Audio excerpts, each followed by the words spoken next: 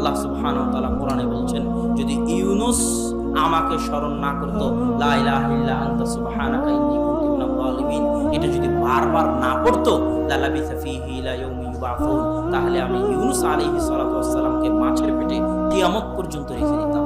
এটা হচ্ছে আল্লাহর স্মরণের গুরুত্ব, আল্লাহর জিকিরের গুরুত্ব। বেশি বেশি আস্তাগফিরুল্লাহ, বেশি বেশি আলহামদুলিল্লাহ, বেশি বেশি আল্লাহু আকবার, এটার গুরুত্ব।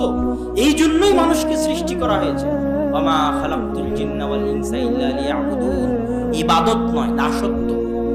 ইবাদত বললে আপনি বুঝবেন যে সালাত সিয়াম করে দিলাম হয়ে গেল, যে আমি তোমাকে সৃষ্টি করেছি কিসের জন্য? আমার ইবাদতের জন্য। তাহলে আপনি বুঝবেন সালাত সিয়াম করলাম, ইবাদত শেষ।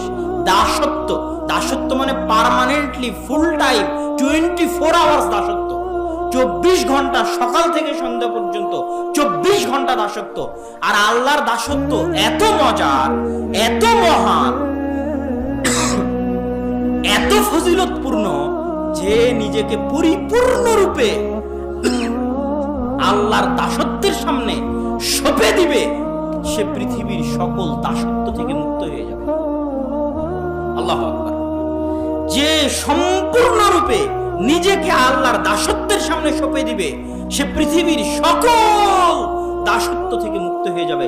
পৃথিবীর কেউ টাকার দাস, পৃথিবীর কেউ নারীর দাস, পৃথিবীর কেউ বইয়ের দাস, পৃথিবীর কেউ সন্তান সন্ততির দাস, পৃথিবীর কেউ আত্মীয় স্বজনের দাস, পৃথিবীর কেউ প্রধানমন্ত্রীর দাস, পৃথিবীর কেউ চেয়ারম্যান মেম্বারের দাস, পৃথিবীর কেউ টাকাওয়ালার দাস।